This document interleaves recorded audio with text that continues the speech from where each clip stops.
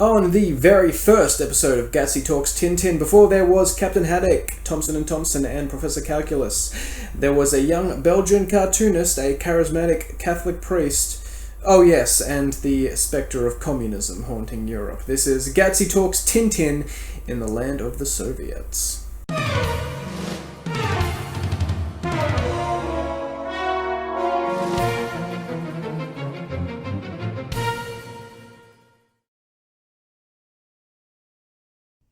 Tintin in the Land of the Soviets introduces us to the boy reporter Tintin and his faithful terrier Snowy, who were tasked by Le Petit VTM to travel to Soviet Russia and report on how things are going there. His journey starts auspiciously, narrowly surviving an assassination attempt from a Soviet hitman and being wrongly accused and arrested by the German police. Tintin manages to escape and dutifully continues his assignment. Keep that in mind because that will establish a pattern for the rest of this story. Tintin is targeted by the Soviet secret police instantly upon his arrival, who presumably don't want him to report on just how bad things are in communist Russia, but manages to outmaneuver them each time with quick thinking, dumb luck, and Snowy's invaluable assistance. Amidst the long-running game of cat and mouse, Tintin discovers the truth about the secret Soviet state. The communists rule with intimidation and fear, duping the outside world into believing they are prosperous, while their economic mismanagement and corruption have left them on the brink of famine. Tintin escapes back to Germany, thwarting a communist plot to blow up the capitals of Europe with dynamite in the process, and returns to a rapturous reception in Brussels. The Land of the Soviets is unique among the adventures of Tintin, for more than simply serving as the character's introduction.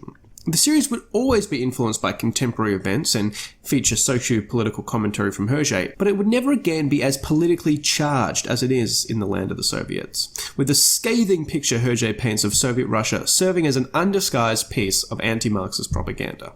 This was done by design. The story was serialized in Le Petit VTM, which was the children's supplement of Le XXe Siècle, a staunchly Catholic and conservative newspaper that stood in stark opposition to socialism, atheism, and progressivism, all things that were encapsulated in the popular imagination by the Soviet Union. The paper's editor, a priest named Norbert Valles, tasked Hergé with writing a story that exposed the chaos and violence that left-wing ideology inevitably brings. Hergé's own politics continue to be discussed at length even today, but it's safe to say that, at least in this early stage of his career, he was as committed and anti-Marxist as one could expect from his middle-class Catholic upbringing, even if he never veered into the same explicitly fascist and anti-Semitic rhetoric as his editor did. Reading today, the political aspects of the story make Land of the Soviets more interesting, but it isn't enough to save the story from its muddling, meandering, repetitious plot. There is no overarching storyline besides the secret police chasing Tintin, and the constant capture and escapes, while entertaining and funny at moments, quickly become tiresome. It's easy to see that this was meant to be serialized, and its parts read more like a series of visual gags rather than one continuous plot. It also lacks the vivid realism that Hergé would prioritize later in the series. The Russian landscapes are bland and nondescript, with no sense of scope or scale, and it's easy to see that the author had never once visited the place he was depicting. Science also takes a backseat for comedic effect, in order to keep Tintin and the plot moving. Tintin constructs an automobile out of junk he finds in a scrap heap. He disassembles the engine of another car and then fixes it all by throwing the pieces under the hood.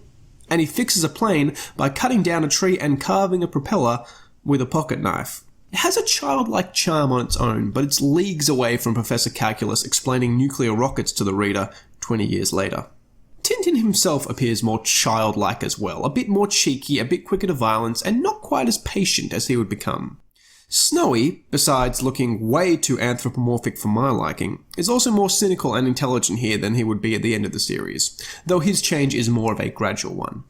As Hergé would refine his artistic style, he would go back to refine and recolour his earlier stories, making edits when necessary. As such, the Tintin stories that originally appeared in black and white were made available in complete colour, and with Hergé's perfected linga clara or clear line style of art. That is, except for Land of the Soviets. Hergé admitted his first Tintin story he was learning as he created, and he had no desire to make it available for mass market release. The volume, only available in extremely limited editions, was highly sought after by Tintin fans, until Hergé finally relented and made it available to the public in 1973, though still in its original black and white, unrefined form. Overall, the book is probably more enjoyable to hardcore fans of the series than it would be for any child looking for the kind of vibrant adventure the series would become later famous for.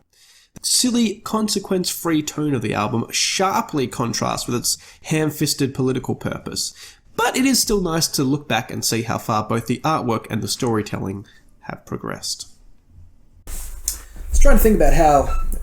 Ooh, that is squeaky. I was trying to think about how Hergé would go about attempting this same story if he tried it later on in his career.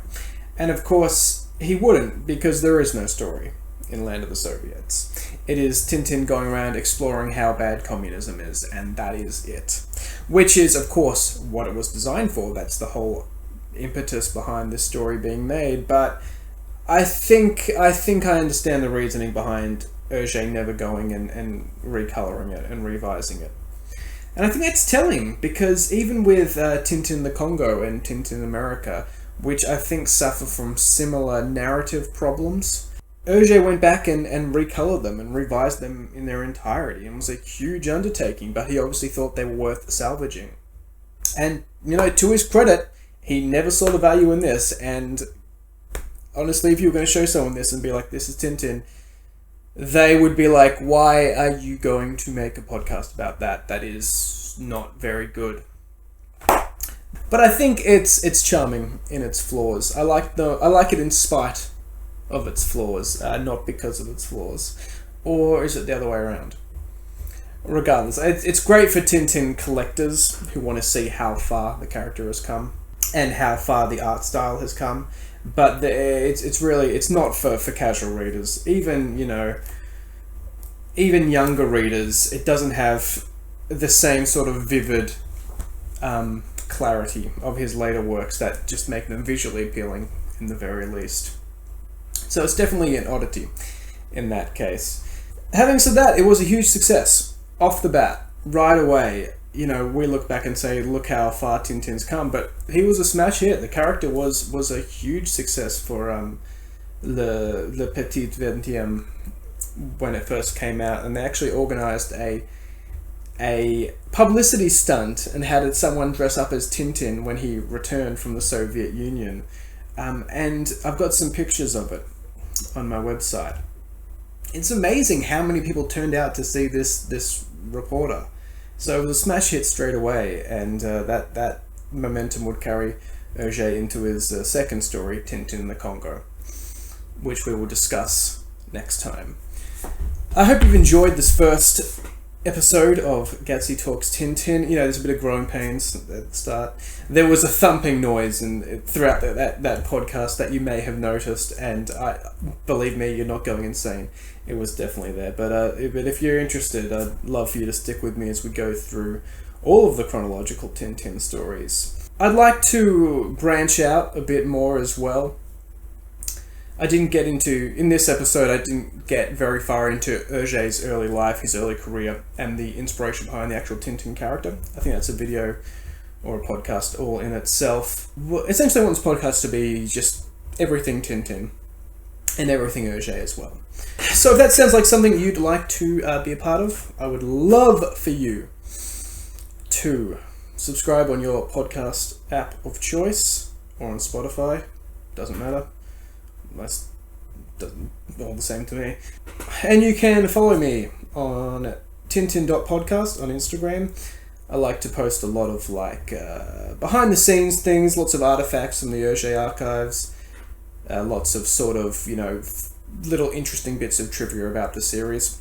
And if you're interested in more of that stuff, you can actually check out the website, which is www.laterature.com/Tintin, and that's LATTERATURE.com/Tintin. And we've got a lot more of those artifacts on there, a lot more of the behind the scenes stuff if you're interested, if you want to go a bit deeper into the sources that inspired Tintin, and more of those bits of trivia.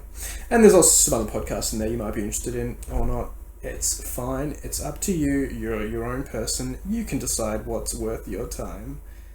But thank you for sticking with me for this very first episode of Gatsby Talks Tintin.